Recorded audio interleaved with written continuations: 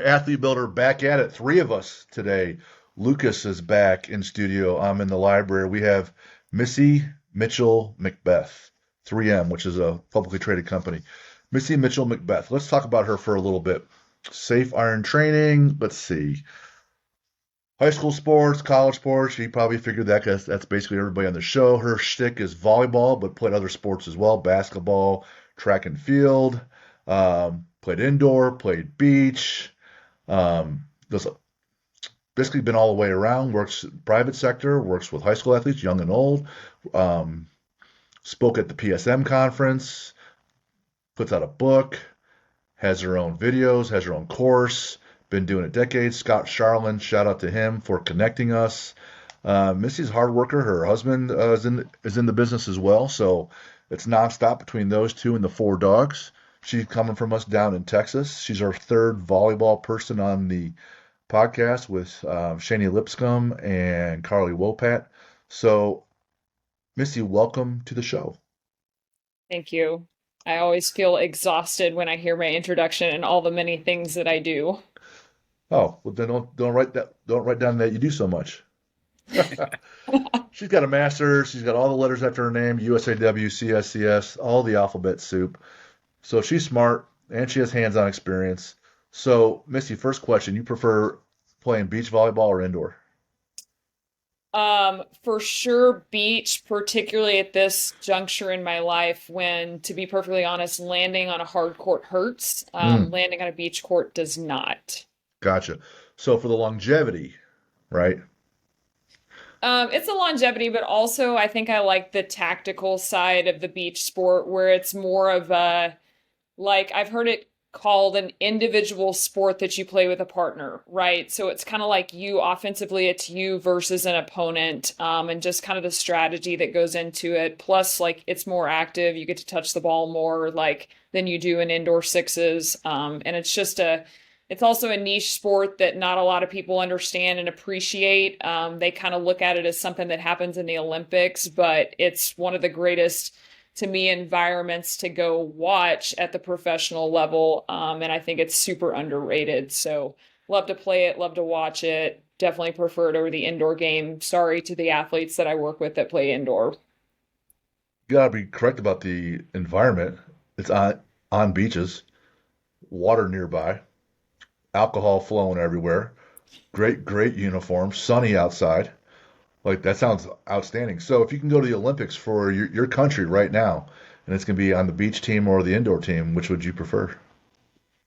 Like I'm playing or I'm You, going and watching. like you're playing, Oh, for sure, beach, like no question. no question. All right. So now it comes down. It's in the finals. We're in the medal round, and it's for the gold, and it's you versus what do we say? We're going to go against Russia, and it comes down to this last point. It's like overtime. It's set five, and we need either a big dig to win, or a block, or a spike, or an ace on a serve. Which one do you want it to be for you? Which Um, I like for my own personal game, I would really love to hit somebody with just like a trashy like two ball to win the Olympic gold medal just because it's so demoralizing to the opponent. So not only are we going to take the medal, you're going to go home and feel bad about yourself for the next 4 years, and I want you to feel that way, courtesy of Missy Mitchell McBeth. Exactly. Yes, exactly. I Yeah, will not lose a moment of sleep over how I won that game, but you will lose many hours of sleep over the fact that you lost in that way. gotcha. Outstanding. So you've been around for 20 plus years in the sport. Can you talk about one or two of the trends, progressions, changes you witnessed in the last couple decades that are good and or bad? Like with the sport itself or with You, training for the sport. with training athletes for sport, because you work with student athletes, right? Talk about the trends you've seen with those students in the sport of volleyball. Um, I think there's more exposure to strength and conditioning, which is a great thing, right? So when I was in high school, it was basically like a 6 week off season, and that was it. That's all the training that you did.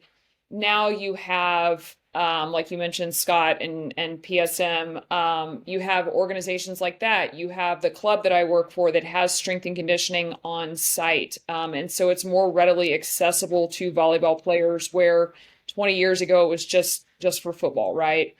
So that's the good. The bad is I don't know that there's a lot of vetting of that quite often. So you get people who are, I saw someone post a video of their like plyo and speed clinic or whatever for volleyball players, and it's like they've got a bunch of 12-year-olds doing depth jumps, and I'm like, okay, these kids can't even like hop and land on a single leg. They can't jump repeatedly. They have no technique whatsoever. And we're going to apply like something that was designed to like shock the system for elite level athletes. So I think with the uptick in strength and conditioning, there's, the uptick in like all the cool methods and chasing numbers and outputs and that kind of things where it's like, these kids don't have a training background, so we need to basically be going in and laying a foundation. As far as like actual methods, I think it kind of started with like an interest in either increasing vertical or preserving the health of the shoulder and kind of, like I said, those methods can be all over the place from things that are like wildly inappropriate, like depth jumps for really young athletes, or things that just waste time, like tying a TheraBand to the net and doing like 20,000 reps of shoulder before practice. So that's kind of what I've seen. I think more and more, and I'm starting, and some of it is like I'm curating who I follow and what I see online.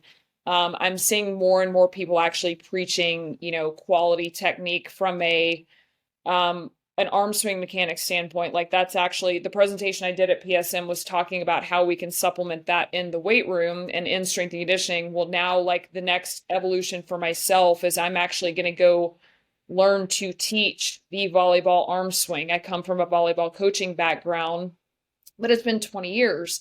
And in that time, the mechanics of how the swing is taught have completely changed based on what they're researching. So like I'm going to go upskill in that to see like how can I blend what I'm doing off the court with what happens on the court, both from a performance standpoint, but also from a longevity standpoint. So you mentioned that, like at your club, they also have strength and conditioning as a component, and it works in tandem with the practices and the games and such. And there's plenty of clubs that do not have that, where it's just practices and games, right? Yep. And so I'm not sure how to quantify which clubs have strength and conditioning or those that do not. I would say that I've seen a lot that do not, and consequently it's just practice and play, practice and play, practice and play. And I would totally agree that it seems that the trend in the industry is that they're adding that component. It's not just football or basketball or wrestling, that other sports are adding that more and more. High schools are adding it more and more. So then there's a learning curve. Yeah, all right, we're adding it. Let's make sure it's good. It's not good. What about the kids? Because I was mentioned before, I have a niece and my wife has a niece. They both play high school volleyball. One's already going to be going to college to play. The other one, well, she's going to be tall enough, but she still has some work to do where they don't have strength and conditioning as part of it. Because I go to these tournaments and they're jumping 1,000 times in a weekend, plus what they did during the week, and they're landing and landing and landing. And I was talking to my brother, he doesn't know, he's an accountant. And I'm like, just look up and down the bench, how many people are in boots or have ACL tears, what percentage, because it's a lot of strain and they're trying to exert force and they can't receive it. What do you talk about the trend that some kids just play 8, 10, 12 months a year with none of that strength and conditioning and injury risk, et cetera? What do I say to that is RIP. Like the reality is that is the driving force behind the uptick in injury in youth sports. And right now we've seen FIFA come out and say like, oh, we're going to heavily study the menstrual cycle in the coming years to like see if we can attribute that to the rise in ACL tears. And I'm like, well, unfortunately, like the menstrual cycle's been around since the dawn of soccer, last I checked. Yeah. And so to try to say that that is the sole contributor or even really the main driving force behind the uptick in ACL tears is honestly pretty ridiculous. Now, if the menstrual cycle had just Came out evolved of in the nowhere. last 10 years, like out of nowhere. Here it is. Like, what a shock that would have been for the first person to receive it, right? Like, Right. and then we could, maybe correlate that with injury reduction or with the uptick in injuries. But, you know, um, yeah, I mean, again, it's like if you're not doing something to prepare yourself for the demands of sport, you're not training. To me, it's kind of like I would never just go to a tournament never having practiced volleyball, right? Right. But that's exactly what we do from a physical development standpoint. We go to practice never having done anything to train for the rigors of 10, 12 hours a week, 6, 10 games on a weekend or whatever. So unfortunately, what you have is you have some athletes that are, I mean, I guess it's not unfortunate. It's fortunate for them that they're able to make it through the meat grinder. But people look at that and say, well, she was successful specializing early and she was successful without any strength and conditioning. Therefore, it can work for me. And unfortunately, what you have is, the road to that pat or that the road to that, performance level is littered with the bodies of kids that didn't make it or the kids that honestly got burnt out because they didn't play another sport or because the sport was professionalized from the moment they stepped out of the womb. They started, in a system that's monetized. Um, Totally agree. We had Dr. Klutwijk on.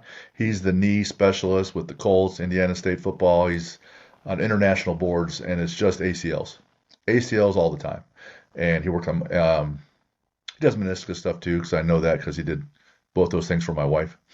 And we walk in there and we see all the pictures on the wall of all the athletes. And he spoke with us. He's on the show, did one of our summits, and he's like, "Yeah, there's training imbalances. He goes, if you just curled all the time with no tricep work, you're gonna have some problems with your arms. So when they jump, and if their quads are stronger and their hamstrings and glutes and core are weak, add in a ton of volume. Like, yeah, injuries through the roof. Just get them stronger in the most basic way that you can. Nothing even special.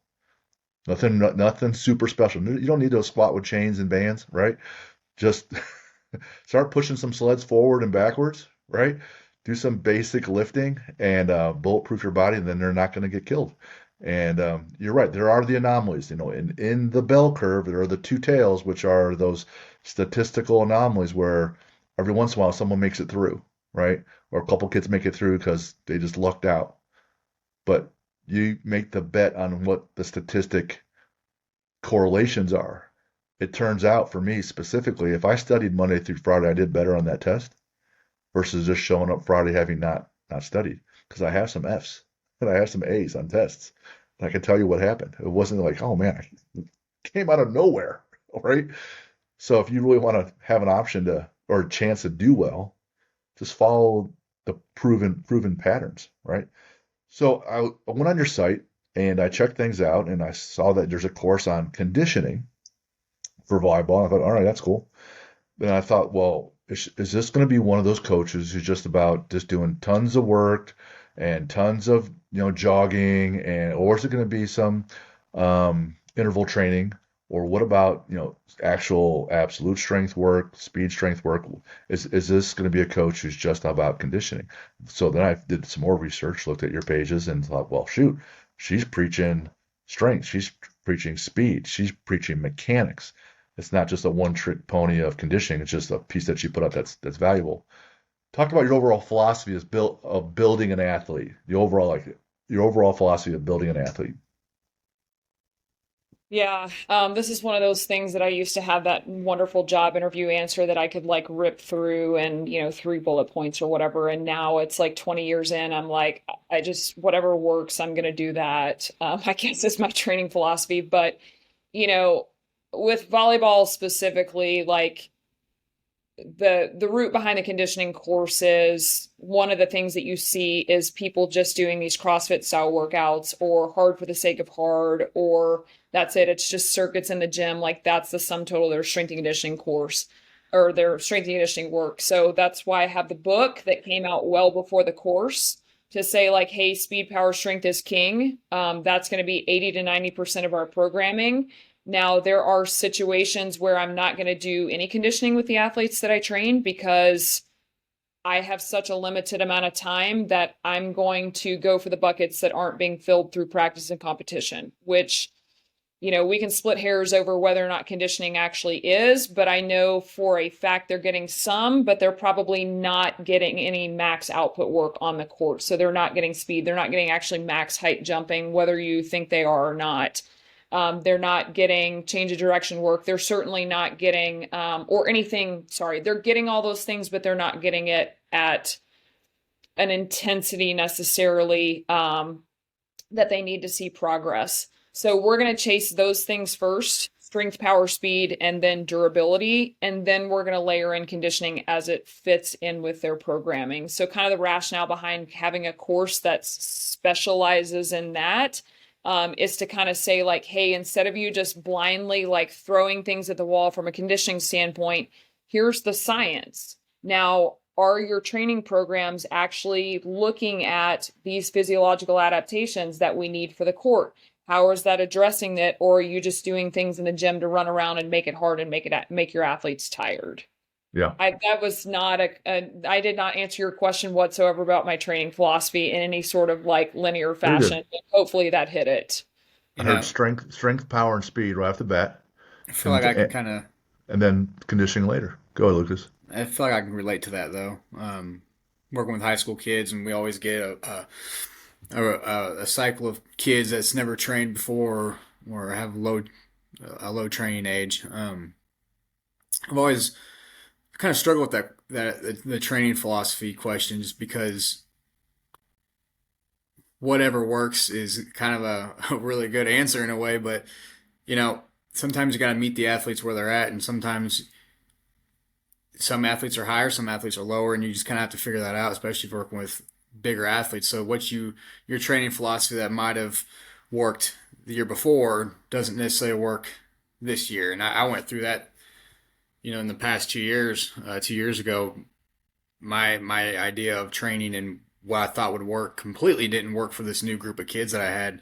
And I was just like, what is just not working here? And I just kept beating my head on the door. I was like, I can't figure it out. And I was like, well, you know, these kids just don't respond to that, what we were doing like the kids beforehand. So meeting the kids where they're at and figuring out what's going to be best for, especially if you work with group training, what's going to be best for this group of kids, maybe this class as opposed to this class. It's all the same. Maybe we're all doing the same program, but how you approach that workout or that day might be different. So, Yeah, I mean, ultimately, like I guess if I have to give you my 3 bullet points or whatever, it's safety, culture, and performance. Like that's what we need to handle in the weight room. So like safety, like my consulting company is called Safe Iron. So like obviously we're big on that. Like you said with high school kids, that's number one. And like you don't realize until you transition from the collegiate level to the high school level how fully capable kids are of harming themselves in ways that you never could have imagined. Like I had a kid. This is a real story. And this is the reason that I will never have a child on a band doing band assisted pull-ups again for the rest of my life. She's standing on a band and I coach her by name and she turns around and lets go of the chin-up bar with her feet in the band. Oh God. And in that moment, I was like, I now have to sit and think about literally everything that could possibly go wrong and then find 5 more things that could go wrong. And I won't even scratch the surface of the ways that kids will harm themselves in the weight room, right? So safety has to be number one.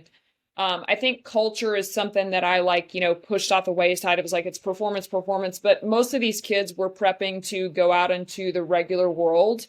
Like a few minuscule percent are going to go play sports. So like, are we having them develop a healthy relationship with exercise? Like, are we teaching them some kind of life skills of like accountability, like a little bit of discipline? Like, are we being a good person for them to be around? And then performance obviously is the big piece. Like it's strength and conditioning. At some point you have to make your athletes better. Like you can be as safe as you want. You can be as, accountable and all the things. But if like ultimately you're not making kids better, that stuff is going to fall by the wayside very quickly because they're not going to stick with your program. The other thing I like that you mentioned before was, I didn't really say it like this, but taking the low hanging fruit. So if the athletes are already getting some conditioning in their sport, but no lifting and strength anywhere else. All right, we'll work us on lifting and strength because we've not done it. So It's a complete limiting factor. It's the weak link in the chain. If I bring that up just a little, bam, we're better. We've had a coach come in and he was great on sprint mechanics. And so if a kid comes in and has no idea how to run straight, well, we do the basics of sprint mechanics, bam, better, right? So for a lot of people, for quite a long time, doing the most basic, low-hanging fruit things has a lot of ROI, a lot of return on investment. I don't need all the fancy gimmicks. If the kid can't one times body weight squat, well, we can't do a push up. We got Yeah. plenty of things we can do. Yep, 100%. And people and like strength has really fallen out of fashion. And I feel like the last 5 years where people are like, oh no, they're not gonna like increase their vertical by just getting stronger. And I'm like, they might. Like Yeah, a little bit. a lot of kids will, and I've got some data, like some pretty compelling data from the, first year that I was a high school strength coach where we weren't jumping at all or focusing on anything and everybody's verticals went up because we simply got a little bit stronger. We simply got a little bit more coordinated. Now, is that going to last forever? Absolutely not. Like, are we going to continue to chase max strength? No, we've got to change our training. But like you said, when there's low hanging fruit, go grab it and then go find the next piece. Is there an overall fear, you think, high school, collegiately, of absolute strength? So I'm gonna go ahead and Uh, say yeah. Collegiately, I don't think so because collegiately it's like your job's literally on the line on like performance, right? So you're not gonna just, you know, go demonize things that have worked since the dawn of strength and conditioning. I think at the high school level, I don't know that it's necessarily a fear. I think it's almost like trend chasing of what are we seeing, elite level athletes do, or what are we seeing at the next level, or what's making me popular on social media. So we're going to go do those things and we're going to give this like strong enough claim. But I've not found there to be a whole lot of high school athletes outside of football that I would say we're now pushing strength to the detriment of other qualities, right? Because Right. there's just not the amount of time that you need to really get there, right? So I don't Yeah. think I haven't seen too many high school volleyball players where I'm like, pump the brakes, we're too strong. You know Okay. what I mean? Like Exactly. now we might need to allocate our training a little bit differently to go, pursue jumping or pursue change of direction or speed or whatever it is. But the whole notion that like we're just, focusing too much on strength, I think is like it borders on absurdity sometimes. I think you're right, man. About football, people are pushing numbers there. They see the direct correlation. They forget about it in every other sport. And you'll hear about velocity-based training, the Parisi speed school, right? People want to talk about speed, speed, and speed. I'm like, well, you have to keep moving your absolute strength number up as well for that speed number. If you're speed squatting 225 and your max squat is 235, right? What the hell's going on there?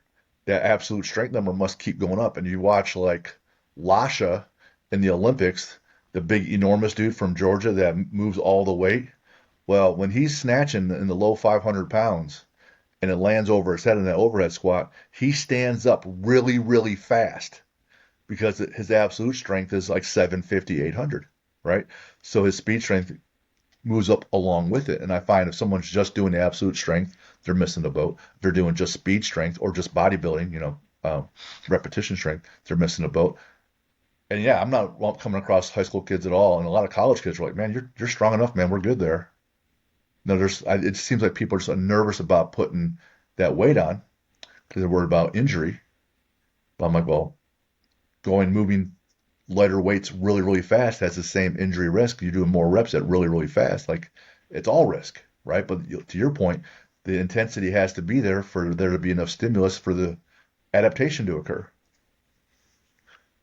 We had Shani Lipscomb on. She played for New Mexico State and then played for Peru. And I said, how did you get to that level? How did you keep progressing? And other people that you were friends with at a young age, how did they not make it? Because I go, were people better than you? She goes, yeah. She goes, a lot of it, is just outlasting everyone else. And I see you shaking your head. I go, what does that mean outlasting? Like, did you outwork them? She says, no, people just end up just falling off and they can't handle it or they quit or whatever. To keep moving forward, is it all about beating everybody else or is it some of it just keeping going, being consistent and outlasting everybody else? What do you think there, Missy? I mean, I think it's a little bit of both. Like, you have to have some kind of, like, if you're going to go to that kind of level, like you're playing professionally, you're playing for your country. Like, yes, like you do have to beat other people. It's a competition, obviously, but a lot of that is winning the battle against yourself every day, right? Of like, I think we each inside of us have someone that's lazy, that we kind of have to battle, like to find our motivation and go train and be consistent, whether it's, from a nutrition perspective or recovery perspective or just our training. Like, yes, you have to be a better version of yourself today than you were yesterday. So I think you're actually fighting both. Like, you have to be super consistent with yourself so that you can go beat other people. Gotcha. Then we had Carly Wopat on, and she was Team USA for beach volleyball, but I think she was an alternate. She mentioned, well, she's female, so she said she's speaking specifically for female sports, and we have two nieces, about the toxicity of travel sports and youth sports. And I see that we have four girls, between my wife and me, and two boys, and the boys are, and I love them all. Disclaimer: the boys just beat on each other and make each other upset and fuck around, and the girls, they don't do that, but they're still upset. So talk about the toxicity of travel sports and what's that like and how to handle that. Because you said culture is a big thing and culture's on the team and it's constantly ebbing and flowing and changing year to year. And like, what direction do you want to take this? Do you want to take this coaching, athlete, parenting? So this is probably my bias because I'm not a parent, but I believe that the toxicity actually stems from parents at home. I think it stems from I think the lower a level that a parent has achieved in their own playing career, I think the more they pressure their kid to play at a level that the kid just has no business being at. I think that like there's been several posts on social media lately about like the car ride home. I think a lot of the toxicity comes from there. The kid is already done with the tournament for the day. They either know they played good or bad. Like they don't need that just continued like on replay when they're in the car or the next day, or then, hey, we got you this lesson because you struggled serving last night or whatever it is. And that come from the parents. So, and not to run down all parents, if any are listening, I think there's some wonderful parents that take a very hands-off approach or we're in this for you. But I think a lot of it comes from there. I think a lot of it also comes from the system itself. Like you have the North Texas region is notorious for being one of the highest performers in the sport of volleyball in USAV. And part of that is we've now started the tryouts for next season have already come and gone before nationals happened. So you had kids that were trying out at their same club that they're playing in nationals for this year, not being offered a spot back on next year's team. Or you have half the team that's coming back and the other half of the team is going out to other clubs and everybody knows it. And that all went down the 1st of May and they just finished up nationals. So for 6 or 7 weeks, you have this awkward kids coming in the gym. They're not coming back. Are certain coaches going to treat them some type of way? Are their teammates? Are their parents? And so you just have this like nasty storm coming from the system, right?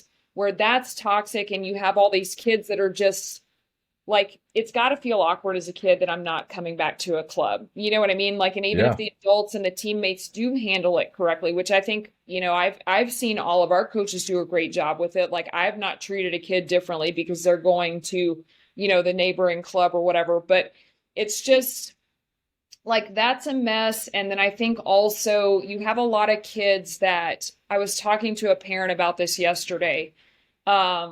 Actually, let me say one thing about the tryout process. I'm friends with a lot of volleyball parents, and that tryout process is brutal. And like every one of them has said out loud, they're like, I don't like the person that I become during the tryout process to my kid. I don't Mm. like the questions I'm asking coaches. I don't like the conversations I'm having.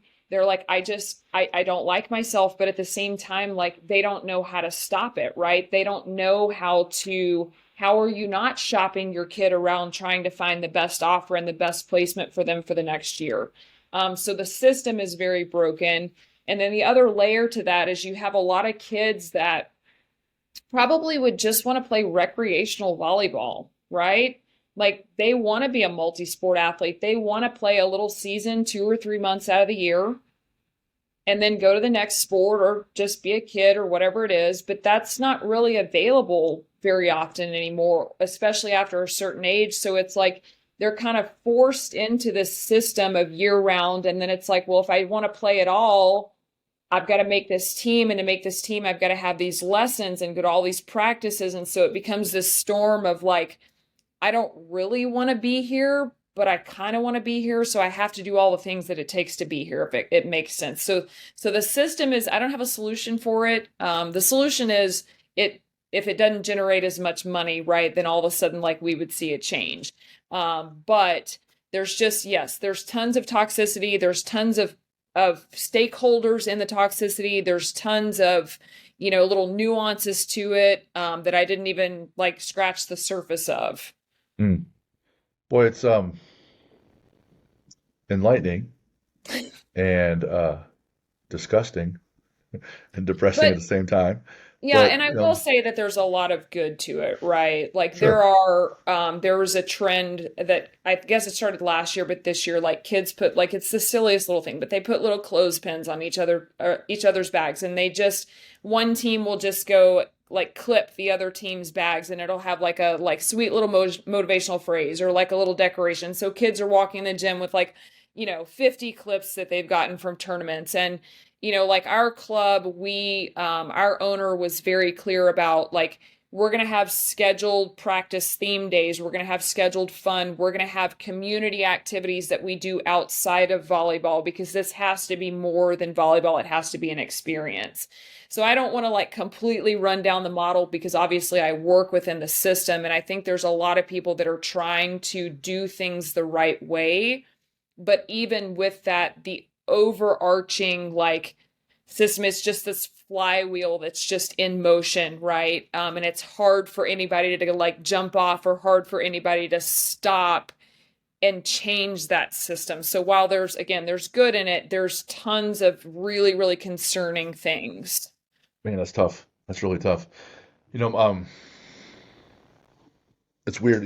My oldest son, he plays D1 football, and growing up, his dad owns a gym, so he can go and work out more. But sometimes he just didn't want to hear any coaching from me at all, whether it was at home or at the gym. And I could be telling him how to squat correctly or whatever, and it was just, hey, don't fucking talk to me, right? So I'd have another coach. Hey, you know what, Chad? Doctor is an awesome coach that we had. I'm like, hey, you got Jack from here on out, man. I don't want him, right? And he definitely doesn't want me. And Chad's telling him the same thing. Tell him the same thing, but just needs to hear it from someone else.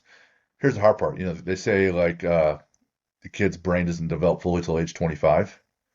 So then you give the kid choices at 14. You're 10 years away. I'm 50 and I still do dumb boy stuff. Hold my beer, watch this kind of thing, right? I'm lucky to get through the fourth every year. And so what you do is you lead by example as a parent. Hey, I want to work hard, right? And be disciplined, etc. But to your point, you got to have fun along the way. Enjoyment is one of our core values, and I don't really love that one, but that's 100% required, because you got to kind of enjoy what you're doing, or it's not sustainable. And then you have to, hey, you're at this level. If you want to move up here, it's up to you. I never even played at your level, Jack. I'm never going to play at that level. So if you're doing it because to make me happy or proud, I'm already proud of you. And for me and in front of God, you are enough, even if you stop playing right now. And you got to mean that. However, Jack, if you want to go to this next level, here's what you can work on. Here's someone else you can talk to. Here's what you can do. You need help? Come ask me. Come ask someone else. You don't want help? Tell me to fuck off. Totally cool. I got plenty of things to do with my time and my money on the weekends than to send it to some travel league. I like to go on another vacation. I'd like to go do a whole bunch of things. You guys don't want to do that? Totally cool. Only 2% are playing D1 and only 7% playing college, so don't care. I think you're right though. Parents see that kid doing things that he didn't do or she didn't do, and they're like, "Hey man, come on, let's go do this, so I can be proud of you, so I can say to my neighbor, hey, let's see what my kid's doing. Look at that." Because as a coach, or you're a coach, don't you feel pride when one of your kids does well, right? Sure. There's satisfaction there. Same thing as a parent, but it's that line that gets blurred. And if I had the magic answer and the consistent answer, I'd be a lot wealthier than I am putting out a course on that kind of thing. Um, but that is a tough one. And there's a lot of stakeholders making a lot of money, and the assets are the kids playing. Hmm. Hmm. Okay, so you made it all the way to college. You outlasted everybody. Are you 6'5"? No, right? No, Just worked hard. And just I work. asked you a question about mindset, and you're like, man, just suck it up and do it. When I would do this little survey question beforehand. You're like, what are you talking about mindset? What's your thoughts there? Just suck it up, man. Just get it done. So, is that what you just say when the kids ask you, hey, man, how do I get a little mentally tougher? I mean, on that, like, my answer is like that's out of my scope of practice, honestly. Like, I think that if you're to the point where you're starting to ask questions about that, like, you need to go and talk to someone that specializes in mental performance. I think that I have, just like I can give you some, oh, here's what to eat for breakfast, or like fueling is important. Like, I can give you those like little canned answers as far as like mental toughness is concerned, but ultimately, like, I'm just going to refer out at this point in my career because I just think that that's such a critical element of performance that it needs to be specialized. So yeah, but yeah, I mean, my ultimate answer, like for myself, is like to me, like mental toughness has come from the circumstance sucked. I didn't want to do what I did. I did it anyway. You practice doing that enough, and all of a sudden, it's like that just becomes habit of like, okay, situation's not optimal, whatever. Or, like some of it is, what is it, the Ted Lasso, like be a goldfish, like, and this is something I don't do well, like that I never did well as a player, is I was not able to forget and move on. I think Brian Kane says, so what next play? Like, I love that phrase and I love that idea. Not successful with it myself because my brain is just spiraling around like what I did and what I need to do better and all the things. But I think those are like some kind of key components to the mindset piece. See, I think the next play is too broad. So if your arms are coming apart and you're coming to block, the direction can't be broad. It has to be arms together or something like that, right? All right, next play, arms together. So now you have a directive. There's an action verb, not just, hey, next play. Yeah, I fucking know the next play's coming, buddy. I'm still Right. upset about the last play. I'm not told what to do next. That because your focus goes where your energy flows, right? So I wanted to focus on the next task and this action.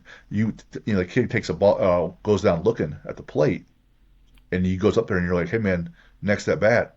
Yeah, I know that. You say don't strike out. Well, guess what he does? He hears strikeout. That's the verb. You say drive the ball, see ball, drive ball, right? And I think that's it. And to your point, also as a coach and what we do here, I'm like we're more like GMs or head coaches, and that we're all right at everything, pretty good at one thing, but when you want at the other things that are need someone really a higher level, you got to bring in that teammate that's better than you. Like I'm good at nutrition, my wife's great. I'm mediocre to bad at recovery. The trainer we have at the gym is outstanding, right? So you're right. Go just leverage other folks and then provide a better product that way. Don't just feel like you got to be everything because you're not. What were you say, Luke? yeah, I was just, do you feel like kids, you know, high school kids have a more of a mental, I don't want to say mental illness, but like 'cause I don't want to. Kids aren't mentally tough, and then all of a sudden a kid has mental illness or something. I don't want to get into that, but I feel like kids don't have a like a pain tolerance or a durability threshold that they know how to work through, you know, especially, for example, today, just as a couple hours ago today, I'm working with a kid. He's a freshman. Um, I'm introducing front squats to freshmen today. And what do I hear about, what do I hear everybody hears about front squats? Well, my wrists are hurting. I was like, all right, well, he's like, well, I gotta get therapy on my wrist. I was like, well, what happened? He's like, I don't know, it's always been this way. I can't bend my wrist back this far. Okay, well, all right, let's go do some goblet squats. All right, we're gonna do goblet squats instead. Well, I can't do goblet squats. My knees. I gotta get therapy on my knees also. You're a football player, bud. What is I don't do I need to go look at your medical record or what's going on, man? I don't even think I can do that, but you get what I'm saying? I just feel like there's a lower threshold of what kids are gonna go through during training or during any physical activity. Yeah, I mean, to be honest, like that's been said since the dawn of time, right? Like every generation fancies themselves tougher than the current Mm-hmm. generation. And like while I'll agree that I think what it is I think kids are more aware of, where I was in high school, it was just like something hurts. Well, until it gets to the point that we're going to the doctor, like you're just dealing with it, Yeah. right? Like now kids have access to a PT and AT, like all of these resources that are known to them. Now, is that a bad thing? No, because they have access to it. Can it become a bad thing when it becomes a crutch and it's just constantly in the training room? Yes, but there's always been diary of a wimpy kid going on like since I've been coaching for 20 years like and I would have those kids that like every hangnail was like I actually have a post coming out where I talk about this like kids will come with like the most minor thing and I'll just be like, well, do we need to amputate now or should we wait until like after the workout and see how it does? And like when you put it to them like that, like a lot of times kids will be like, Mm-hmm. okay, like I could probably make it. And of course I'm not going to like before anyone gets triggered, like I don't actually have a bone saw at training, even though I tell them I do, and I'm not actually going to amputate. But um, I do think there is some measure of, kids are used to immediate gratification, and so there's less of a tolerance for discomfort. But I don't think that that's necessarily a new problem. I don't know. Maybe Uh, that's just Back in my day kind of deal, right? yeah, yeah. Until you get back to the greatest generation and all that, all those people that came back from World War II. Now, They I seem to, will say that there are like some measures in place. Like our soccer coach at the high school I was at previously made a good point about like the cold weather policy. He's like, we never used to have a cold weather policy 20 years ago, and kids would go out in shorts and a t-shirt in like freezing weather and be completely fine. Now we have better cold gear than has ever existed, and it's yes. like for Texas, I think it's like the wind chill is 20. Oh, no, no, no. We can't go outside for practice. And that's probably for up north. Like maybe that's different. But like down here, it's D-Day when it's under 20. Same thing like for people up north in the heat. Like for us, we're like 105. Maybe we'll drink a little bit more water, but otherwise we're good. Versus other areas of the country, like that might be a little bit more dire. Mm-hmm. But you think back to you used to hear like people weren't allowed water breaks and whatever, and we can be like, oh, well, they were just tougher. And it's like, no, there was less press coverage of athletes dying in training back then. Like it was still just as big of a problem, more than likely. The other thing, people live on the equator and still run, and people live up in the Arctic and still snowshoe and dog sled, right? So people do things wherever they're at. Everyone just adapts. No one likes to adapt. No one likes to change, but that's the deal. And doing it incrementally is really the best way to do it. If you move from the equator up to the Arctic, you're going to be a miserable person, and vice versa. And I know from being from Cleveland with all the snow, moving down to hot ass Texas, I'll be like, oh my God, the heat. But come snow time, like, we live in Indiana. Jack went an entire year through the winter with no pants. It was shorts every day except for church. Every day. And I think he even wore shorts to church. Every day was shorts. shorts. Like, it's January, bro. He goes, yeah, well, I'm just riding the bus. I'm just riding a car. I'll be fine. Well, and like All that right. was, I mean, kind of like to kind of agree with Lucas's point, like that was, when I was growing up, it'd be cold outside, and of course, cold in Texas is relative, right? And I just didn't like pants. I didn't like the way they felt, so I wanted to wear shorts. And my mom was just like, okay, suffer. Like, Yeah, just go be cold. And like I hear all the time parents having these like knockdown, drag out arguments with their kids in the morning, forcing their kids into pants, and then like the kid just needs to go to school and learn the lesson that they're too cold, that's right? right. Yeah, Now let him we go. now we have this like constant like parent bailout and whatever, and again there's some merit, like we were talking about. I mean, obviously there's been like a truly terrible situation in Texas with the flooding, Yeah, I saw and I that. was talking to one of my friends, and she was like, we really try not to be anxious parents, and we try to let our kids live their lives, and we try to let them, take some risks and whatever, because we feel like that builds confidence. She's like, but at the same time, you look at what happened this week, and parents sent their children to a camp, and through no one whatsoever's fault, those children unfortunately have passed away. So it's like very difficult to not be an anxious parent. So like, while I do think, exactly what you're talking about, Lucas, is that like there's just maybe not as much pain tolerance because there's a constant bailout of like, oh, I can go see this, or mommy will take me here, or I'm going to go get my chiropractor note, or whatever it is.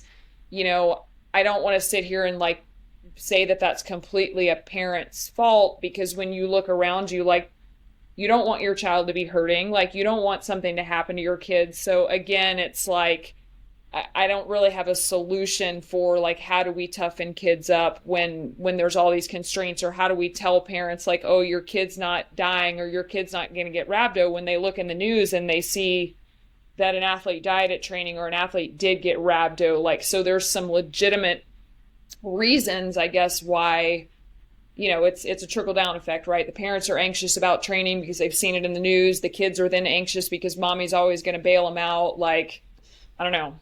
Um, it's an interesting topic for sure.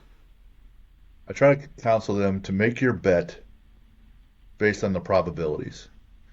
What's the probability of that flood happening in 12 inches in 4 hours was the rainfall? How often does that happen? Every 100 years? So like, statistically, it's not going to happen again, right? The probability of that person getting rhabdo, well, let's look at what they did. How out of shape were they? Did they do a whole bunch of training that day that they should have? Okay, well, that makes a little bit more sense. It was induced. How many other kids trained that day? How many other kids trained in that sport that day in Texas? How many kids trained in that sport across the country? How many got rhabdo, right? Is there a trend? Then you got to ask yourself, is there a trend? Well, it seems in this program with this coach, these problems happen all the time. ACL tears everywhere. Goodbye. Right? This Yep. other person, hey, they're super safe, but they're getting killed on the football field because they're super weak. Hey, no injuries in the weight room, but they're all full of concussions and broken arms, right? So you look at this. What's the probabilities? Make your bet that way, because there's car accidents every day, and there's problems with planes. You got to decide if you can drive a car or not, and then look for trends. When I ask you the question about teammates, because no one really gets there alone, you go, what? It's the stunning realization that everyone is not me. And dealing with teammates, I go, what's your advice on building relationships with teammates? I'm shocked. Everyone's not me. Yeah, I mean, when I was that was one of the hardest learning curves for me as a young coach, is like when I saw kids that weren't tough and were complaining, trying to get out of things, or they, weren't disciplined, or they didn't work hard or whatever. I was just like so frustrated, because I was like, why? Basically, my mindset is like, well, I wouldn't do it that way. You know what I mean? And so, like, over the years, like, with peer to peer interactions with other coaches, it's like, well, I can't expect them. And I've made a lot of mistakes along the way with building relationships, with working within a team, simply because I expected other people to respond or react or act in a certain situation with a piece of information exactly as I did. And that's just not how things work. And so you have to, when you're working with a team, when you're working with an athlete, like, you talked about it earlier, like what is their why? Like figure out, what their motivation is, but also why they're doing things a certain way. And often, like, I've found myself, in early years, I'd be like, no, it has to be exactly this way. And like, I'd see a kid doing something, quote, wrong. And I'm like, I actually think I like that better. So, and they'd be like, well, oh, that's not what you said. I need to do it. And I'm like, no, actually, just keep doing that thing because I like it better. Right. So I think when we free ourselves up from having to like, you know, be a dictator and like control everything in our surroundings and realize like other people have things to bring to the table and let them bring those things to the table. I think that, I mean, kind of that gets into self-determination theory, right? It's like allowing people to be competent, allowing people to feel connected, allowing people to be, what's the third piece? Why am I forgetting this? It's literally on a slide right above me on my second monitor. But, just allowing people to be themselves basically within, obviously there's some limits there. But yeah, that was again, like it seems like the most basic principle, but for Missy Mitchell McBeth, hard-headed human being, like figuring out like not everybody's going to do it exactly like I say was a big thing for me. So you could say, hey, we want our team to be resilient, strong as can be, super fast, but we're going to be flexible in how we get there, right? Absolutely. We want these things from our kids. But to Lucas's point, hey, this year's kids are a little different. We're still going to be strong. We're going to be faster. We're going to be resilient, but we're doing it a little bit differently this year, and that's okay. Um, I see you're still playing volleyball instead of beer league kind of deal, weekend warrior. I don't know if it's get drunk, hold my beer. Or is it beer in hand volleyball like in our fraternity? Like we used to, that was a rule. You couldn't play in our volleyball court in a fraternity unless you had a beer in your hand. I'm sure yours is a little bit more structured than we were. Um, but training wise, what do you listen to when you train? Um, Very often these days, I listen to complete silence because I am just so overwhelmed with all of the screens. And like, I've got three phones and two computers and a second monitor on this desk right now. Like, sometimes I just need to not have something going in the background. Little Zen Buddhist in the squat rack. All right. What's a bucket list adventure for you and your husband that you guys haven't gone on yet? I want to go to Bora Bora and do Lucas, one where of is that? the, Where's Bora Bora? Do you know where that is? I don't know. I've South, heard of it. south of here. South somewhere? Yeah, somewhere south. it's off the coast of Tahiti in the Pacific. It's the little like the Well, overwater bungalows that like you can see Uh, like the ocean from the floor. it's 6 hours from California to Hawaii. It's like another eight to Tahiti, I think. It's a solid like 24. Like it's a whole like 2 day thing to get out there and then 2 days to get home. Like it's not a How that's why bad do it's you a want to be away from bucket all the people? list. That's why it's a bucket list, not an everyday adventure, right? Yes, totally agree. Favorite sport to watch? Beach volleyball, of course. Okay. Favorite sports movie? Did I answer that on the sheet? Hold on, I got the You sheet sure pulled don't up. look it up. Let's go Remember, with no, what. Wait. I'm gonna look at it because I can't Oh, you remember. cheater. Because my answer is gonna be something like Space Jam or That's wait, wait, fine. wait, wait. No, I didn't answer that sports movie. I said they're all dumb. That's my Yeah, answer. I don't know. I think Space Jam's really your answer. Deep down subconsciously. Cartoons and basketball, The Space Jam song is a bop even after all these years. Sorry. right? I love some of the sports movies, man. They make you tear up. You watch, Miracle about the hockey team, or man, being from Cleveland, the Major League. How funny that is! Come on now, they're all Let dumb. me Yeah, tell they're you, all dumb. They're all dumb. Who cares? I'm going to tell you what ruins sports movies for me, and that is working in collegiate athletics and working with walk-ons. And then I remember the movie Rudy, and I was like, everything's a lie. Nah, Everything is like, that guy's never gonna see. right, exactly. No, they would get in, but they're not just this like hero, like conquering hero that we all, not all of them. Some of them are wonderful human beings, but anyway, yeah. A lot of walk-ons eat a lot of shit and don't make it, and some do, right? And some are praised, and some are still eating shit and never respected once they're there. So the whole gamut. What's your favorite athlete to watch? Any sport? Brandy Wilkerson and beach volleyball. She's your Michael Jordan, Um, pretty much. sure, yeah. Yeah, she's Canadian, but she plays here domestically in the AVP league. But she's just like she's only 5'10", but she's like an incredible athlete, just phenomenal athlete. Favorite book? This is my wife's favorite question. My favorite book. Um, She's gonna look my again. book. No, my least favorite book, even though my book is wonderful, my least favorite book to look at is mine. I love Hank the Cowdog books. They are written in Texas. They're little kids' books. My dad and I used to read them together growing up, and there's just never been a book that I've liked better. So, Oh, I'll send you mine then. That way you won't have to hate yours as much. Favorite superhero? This could be a real life person or fictional. um, favorite superhero. Fictional, I like Wolverine best. Why? Um, One, I just really like all the Marvel movies. I like X-Men stuff. I don't know why.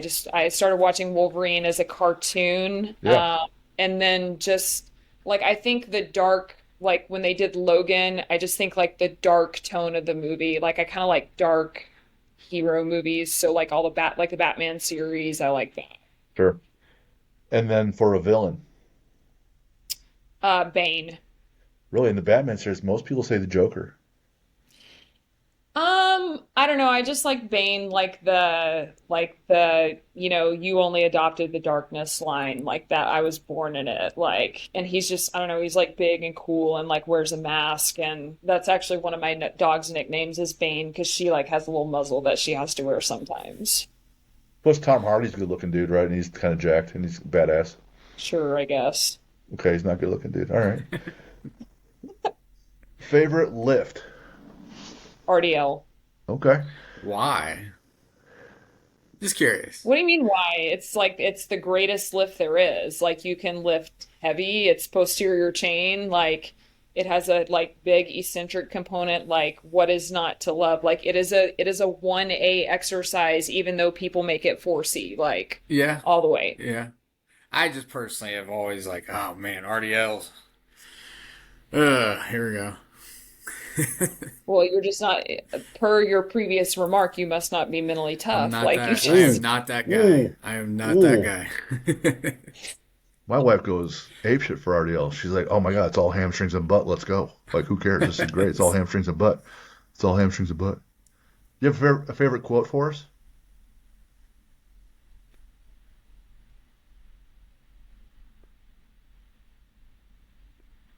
Yeah, right. It's the compound interest effect. It's true. It's proven in water over a rock, economic cycles, whole empires. Consistency is king. Tell us what's the name of your book?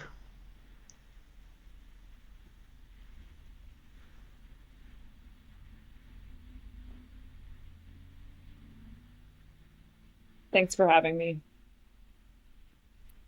Gotcha. You too. And where can we find you?